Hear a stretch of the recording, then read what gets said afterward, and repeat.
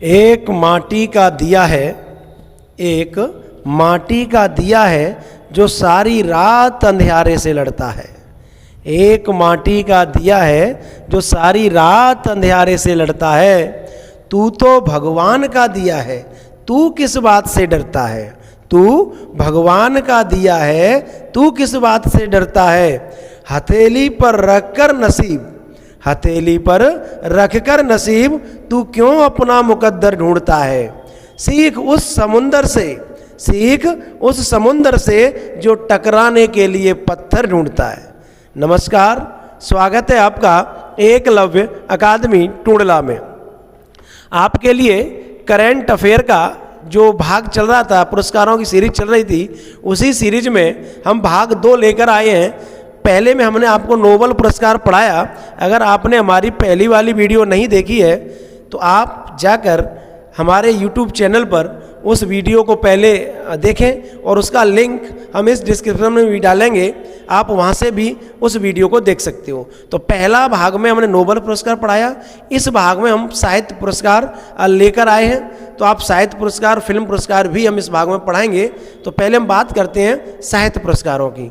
तो आइए चर्चा करते हैं साहित्य पुरस्कारों में।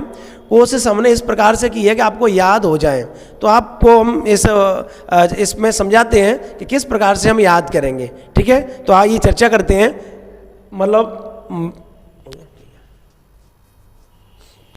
तो मैन बुकर अंतर्राष्ट्रीय पुरस्कार 2022, आपके लिए हम इसका स्टैटिक पार्ट अलग से बनाएंगे। इन पुरस्कारों से संबंधित जो भी होगा, तो करंट के बाद तुरंत हम स्टैटिक का लेके आएंगे। अभी आप समझ रहे होंगे, सोच रहे होंगे इसका हम डिटेल में थोड़ा सा क्यों नहीं समझा रहे, कि मतलब पहला किसको मिला, दूसरा किसको मिला। ये हम स्टैटिक में पढ़ाएंगे, इसलिए हम इसमें हमारा पूरा फोकस सिर्फ करंट पर। करंट में स्टैटिक नहीं जोड़ना, अभी स्टैटिक हम अलग से उसमें पढ़ाएंगे, ये हमें करंट पढ़ना है। तो पहले करंट को हम ध्यान से देखते हैं। पहला पुरस्कार है मैन बुकर अंतर्राष्ट्रीय पुरस्कार 2022। याद करने का हमारा अपना तरीका क्या है, तो हमने इसमें 21-22 के दोनों मैन बुकर जोड़े हैं। तो 21 का हम कैसे याद करेंगे, DOB 21 है, डेट ऑफ बर्थ याद कर लोगे। DOB 21 है और GT रोड 22 है।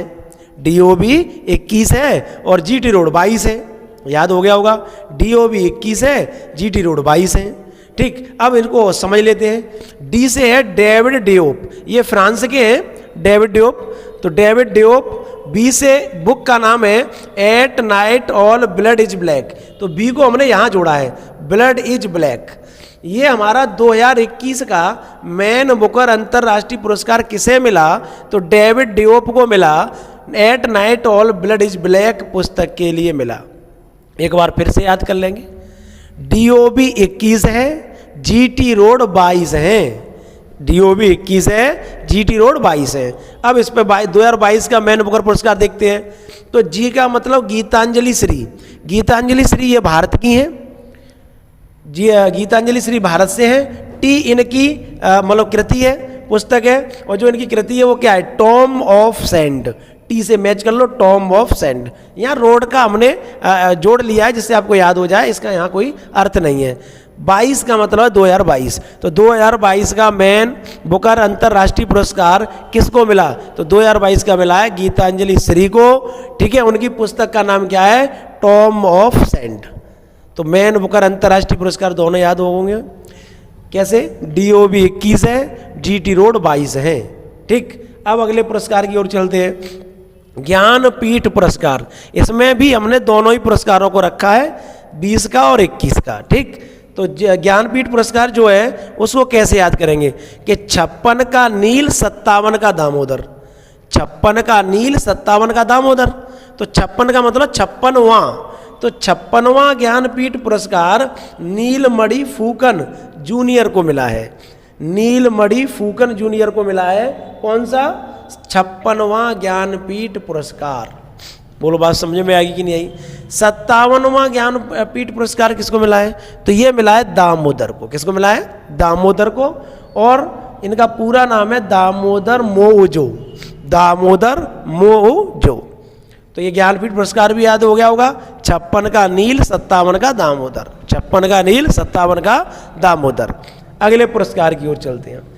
बिहारी पुरस्कार 2021। बिहारी पुरस्कार 2021 ये किसको मिला है?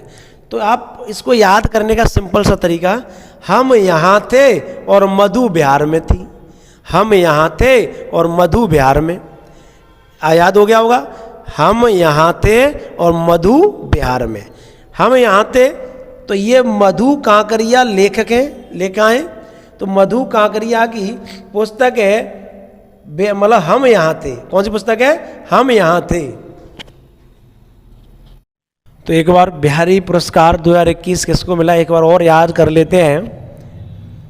हम यहाँ थे और मधु बिहार में, हम यहाँ थे और मधु बिहार में। तो ये याद हो गया होगा, हम यहाँ थे, मधु कंकारिया की ये बुक पुस्तक है।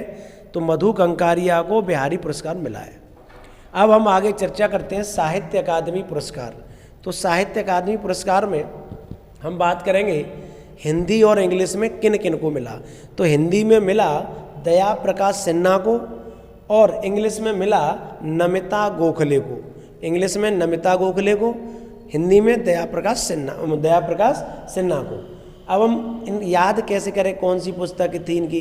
तो याद कर लो, अशोक ने हिंदी के लिए दया दिखाई, अशोक ने हिंदी के लिए दया दिखाई।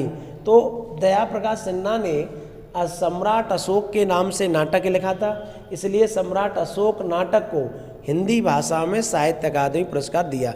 याद करेंगे, अशोक ने हिंदी के लिए दया दिखाई। अब इंग्लिश की बात करते हैं। तो इंग्लिश को इंग्लिश में ही हमने बना दिया है कि नमिता बिहाइंड इन इंग्लिश, यानी इंग्लिश में नमिता कैसी है? पीछे है। नमिता इंग्लिश में कैसी है? पीछे है। तो नमिता बिहाइंड इन इंग्लिश। तो नमिता गोखले, बिहाइंड इनकी पुस्तक है थिंग्स टू लीव बिहाइंड। उन पुस्तक का नाम क्या है? बुक का थिंग्स टू लीव बिहाइंड। तो ये दोनों याद हो गए होंगे, नमिता बिहाइंड इन इंग्लिश और अशोक ने हिंदी भाषा के लिए दया दिखाई। ठीक, आगे चर्चा करते हैं सरस्वती सम्मान 2021।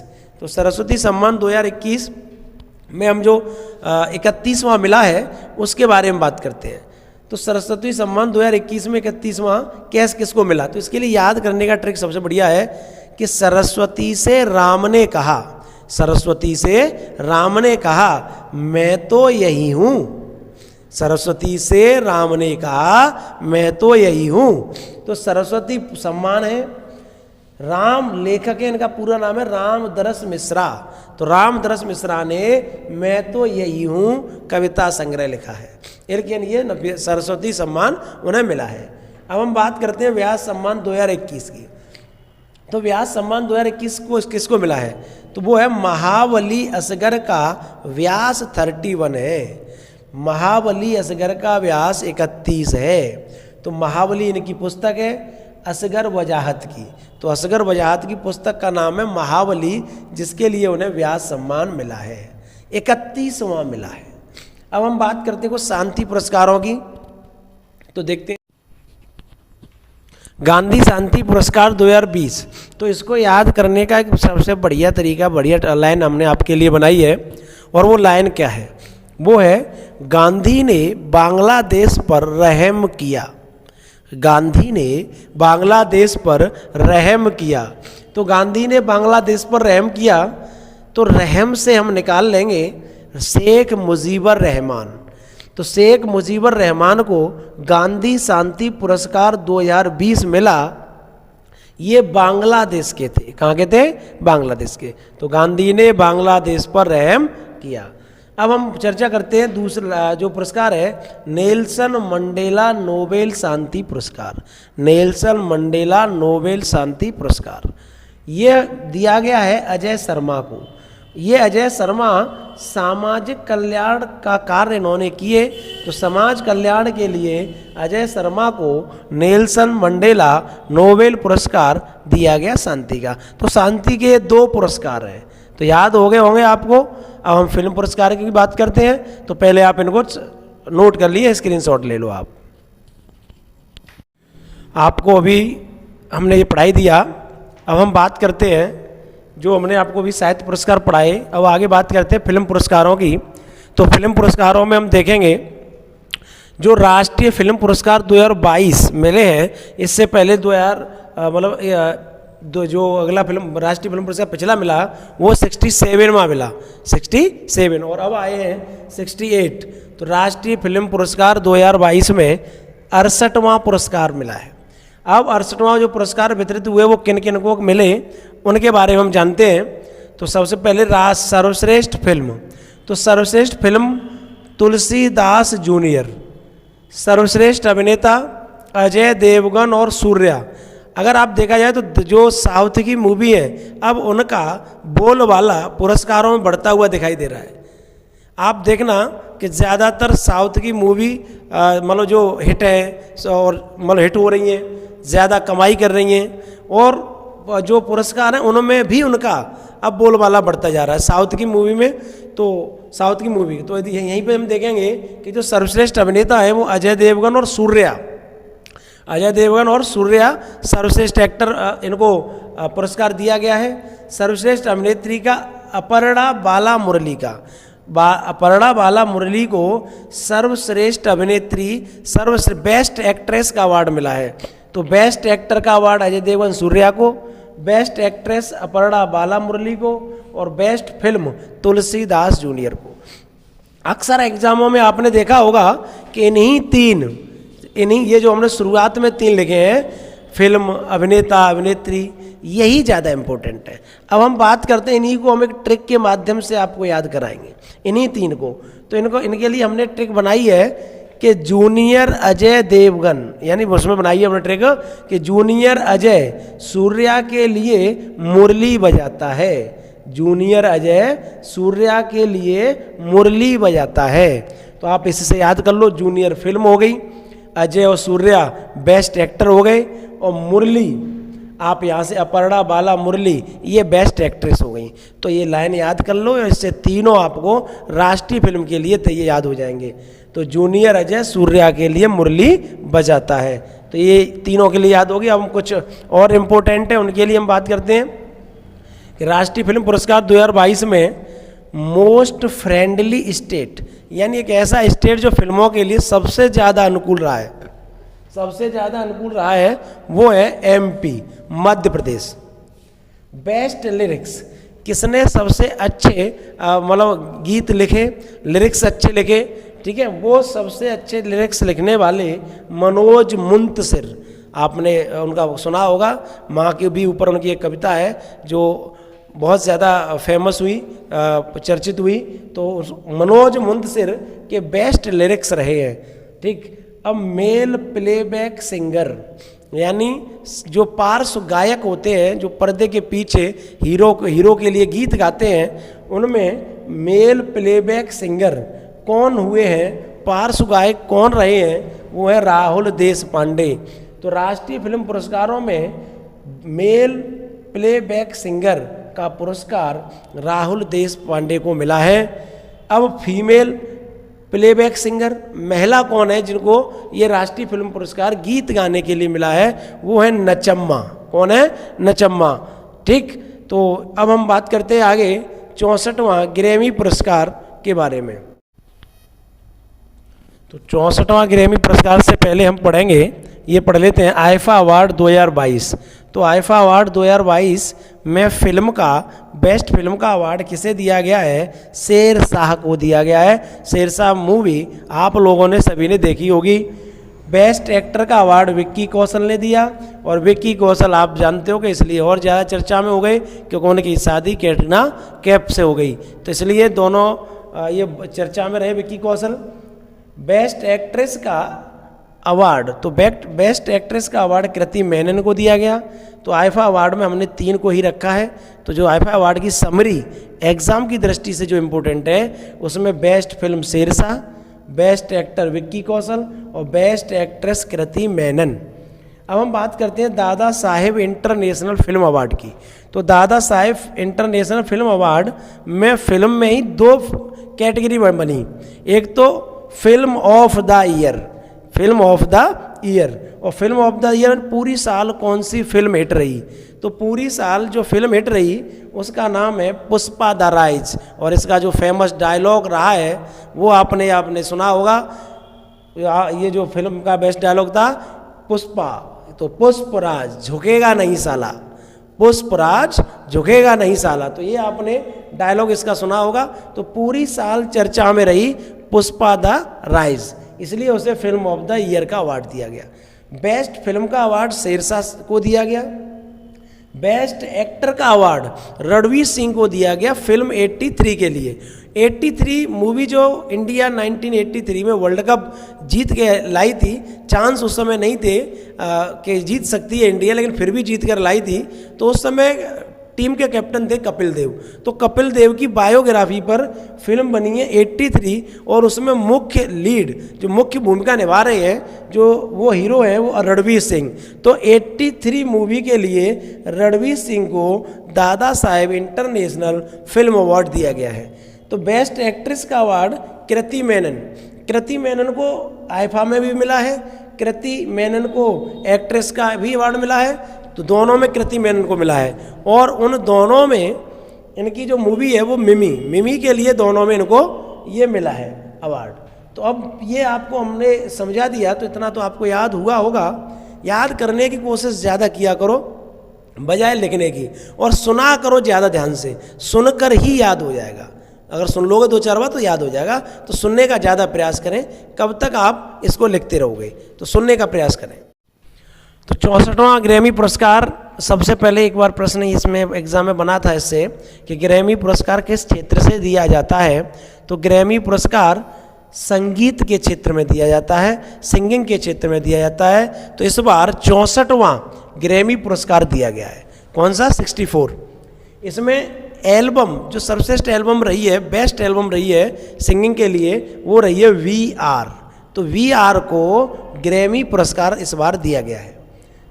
94वां ऑस्कर अवार्ड, 94वां ऑस्कर अवार्ड, और ऑस्कर अवार्ड आप जानते हो कि फिल्म जगत का सबसे सर्वश्रेष्ठ पुरस्कार है। तो ऑस्कर अवार्ड में हमने 3 वो रखी हैं कैटेगरी, फिल्म, अभिनेता और अभिनेत्री। ये इम्पोर्टेंट है, आप भी जानते हो, आप सब लोग एग्जाम देते हो तो आपको पता है क्या इम्पोर्टेंट है। हमारे हिसाब से ये हमने 3 कैटेगरी अपने हिसाब से रखी हैं। तो बेस्ट फिल्म कोडा, best actor Will Smith, best actress जो है वो जेसिका चेस्टेन। अब आप देखोगे अगर इसको हम और पढ़ाना चाहें, डीप पढ़ाना चाहें, तो कोडा के निर्देशक बताइए, तो कोडा में क्या स्टोरी थी, या अभिनेता विल स्मिथ हैं वो कहाँ से हैं, तो ये तमाम क्वेश्चन इससे बन जाएंगे। लेकिन आप भी समझदार हो कि ऐसा एग्जाम में करंट अफेयर को लेकर प्रश्न कहाँ बनता है, कौन से एग्जाम में बना है कि इनके जो डिटेल इनसे पूछी जाए। तो इसलिए कि कितने करोड़ इसने कमाए, कि मतलब कितने वीक चली, कितने साल, ये तमाम क्वेश्चन नहीं बनते, ठीक है। तो या विल स्मिथ की पहले की फिल्म कौन सी थी, ये ऐसे प्रश्न नहीं पूछे जाते करंट में, आप भी जानते हो। तो film CODA, actor Will Smith, actress Jessica Chastain. अब यही 3 इंपॉर्टेंट है, इसलिए इसके लिए हमने ट्रिक भी बनाई है। तो इसकी हमने ट्रिक क्या बनाई है वो आपको 100% याद हो जाएगी अगर आप एक बार सुन लोगे, ध्यान से सुन लोगे। तो सुने, स्मिथ जेसिका को ऑस्कर में कोड़ा पड़े, स्मिथ जेसिका को ऑस्कर में कोड़ा पड़े, याद हो गया होगा, स्मिथ जेसिका को ऑस्कर में कोड़ा पड़े। तो देखो, स्मिथ विल स्मिथ एक्टर हो गए, जेसिका चेस्टेन एक्ट्रेस हो गई, और ऑस्कर अवार्ड हो गया, कोड़ा बेस्ट फिल्म हो गई। तो ये आप ऑस्कर अवार्ड आपको तैयार हो गया होगा। अब हम 75वां कांस फिल्म महोत्सव, तो 75वां फिल्म कांस महोत्सव में मात्र हमने फिल्म को लिया है, एक्टर एक्ट्रेस कहाँ आयोजित हुए, कैसे आयोजित हुए, इनको नहीं रखा, क्योंकि इनसे कभी प्रश्न बना नहीं है, ठीक है, और इनसे प्रश्न बनने की संभावना भी कम है। आप एग्जाम दोगे, पेट का दोगे, तो आप बताना कि इनसे कितने मतलब क्वेश्चन बनने हैं। तो हमारे तो यही मानना है, जो हमारा एक्सपीरियंस, जो अनुभव हमारा कहता है वो यही है कि इसमें अगर ज़्यादा से ज़्यादा कांस फिल्म उत्सव को पूछेगा तो उसमें बेस्ट फिल्म पूछ सकता है, इससे ज़्यादा कुछ नहीं पूछ सकता। तो इसलिए बेस्ट फिल्म है triangle of sadness, triangle of sadness. अब हम बात करते हैं भारत का 52वां अंतर्राष्ट्रीय फिल्म महोत्सव जो कि गोवा में संपन्न हुआ। तो भारत का 52वां अंतर्राष्ट्रीय फिल्म महोत्सव जो गोवा में हुआ, उसमें बेस्ट फिल्म कौन सी रही, तो बेस्ट फिल्म रही रिंग वॉन्डरिंग। रिंग वॉन्डरिंग ये जापानी मूवी है, कौन सी है, जापानी। तो भारत भी इंटरनेशनल मूवी को अवार्ड देता है, तो जापान की रिंग वॉन्डरिंग को भारत का 52वां अंतर्राष्ट्रीय फिल्म महोत्सव पुरस्कार दिया गया। इसी में एक इम्पोर्टेंट क्वेश्चन है यूपी के लिए कि यूपी जो अनुकूल राज्य है, यानी जिससे कह सकते हैं कि फिल्म बनाने में जहाँ सबसे ज़्यादा आसानी हो, तो फिल्म बनाने में अनुकूल परिस्थितियाँ कहाँ मिलती हैं? यूपी में मिलती हैं। तो यूपी में फिल्म व्यक्ति आराम से बना सकते हैं, डायरेक्टर। तो ये ऐसा इनको अवार्ड मिला है, यूपी स्टेट को अवार्ड मिला है भारत का 52वां अंतर्राष्ट्रीय फिल्म महोत्सव। तो ये उम्मीद है कि ये आपको याद हुआ होगा। एमपी को आप अगर इस यूपी से तुलना करें एमपी की, तो एमपी को राष्ट्रीय फिल्म पुरस्कार मिला है कि राष्ट्रीय फिल्म पुरस्कारों में जो एमपी को मिला है, एमपी भी अनुकूल राज्य फिल्म बनाने के लिए। ठीक, तो आपको ये याद हुआ होगा। आप सुने, लिखें, आप नोट्स बना रहे हो, अच्छी बात है, नोट्स बनाओ, लेकिन आप इसको 1 2 4 बार सुनो। सुनकर ही आपको ज़्यादा से ज़्यादा चीज़ें याद हो जाएंगी। तो सुनना ज़्यादा चाहिए, जिससे ज़्यादा याद हो जाए, फिर नोट्स बनाने चाहिए। तो सुनो पहले, ठीक है। तो आप इसका स्क्रीनशॉट ले लो। अब हम इससे अगली जो वीडियो हमारी आएगी करंट अफेयर को लेकर, जो पुरस्कारों की सीरीज चल रही है, वो खेल पुरस्कारों को लेकर आएगी। और खेल पुरस्कारों के अलावा पद्म पुरस्कार जितने भी हैं उनको लेकर चर्चा करेंगे। तो पहली खेल पुरस्कारों से अगली वीडियो आएगी हमारी।